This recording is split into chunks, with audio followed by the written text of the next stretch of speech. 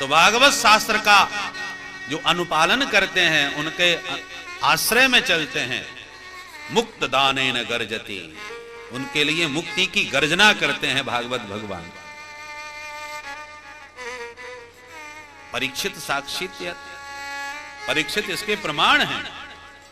जिस समय परीक्षित के सन्मुख सुखदेव महाप्रभु कथा सुनाने के लिए बैठे, इस भागवत की दिव्यता का अनुमान लगाइए, कैसा अद्भुत ग्रंथ है कि देवलोक में देवताओं को पता चला कि भागवत की ज्ञान गंगा बहने जा रही है, तो सुधा कुंभम गृहीत्वैव देवास्तत्र समागमन, स्वर्ग के देवता अमृत का कलश लेकर के दौड़े दौड़े आए और सुखम नत्वा वदन सर्वे स्वकार्य कुशलासुरा।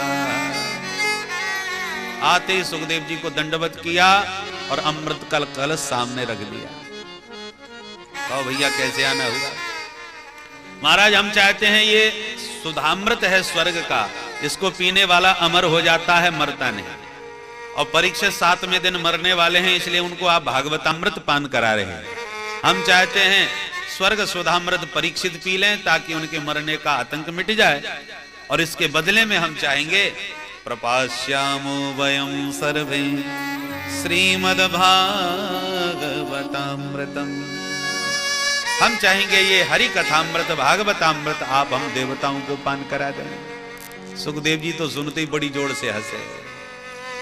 अरे ठगियाओ, देवताओ, तुम्हें हम बाबा बैरागी यही ठगने के लिए मिलते हैं। तुम लोग दधीच बाबा को दंडवत करने गए तो उनकी हड्डियां मांग के ले गए थे। मुझे दंडवत किया, मैं तभी सावधान हो गया कि कुछ गड़बड़ है। स्वार्थी व्यक्ति जब लंबी लंबी दंडवत मारने लगे तो उससे सावधान हो जाना चाहिए। बोलो राधे राधे। क्व सुधा क्व कथा लोके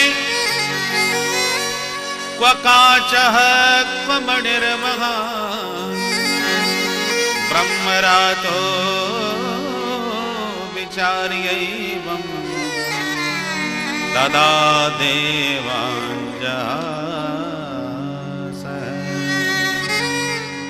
ब्रह्मरातो विचार्यैवं तदा देवाञ्जहास।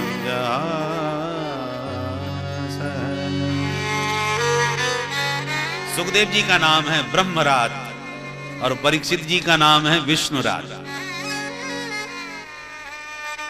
दोनों को मां के पेट में ही भगवान की कृपा प्राप्त हो गई।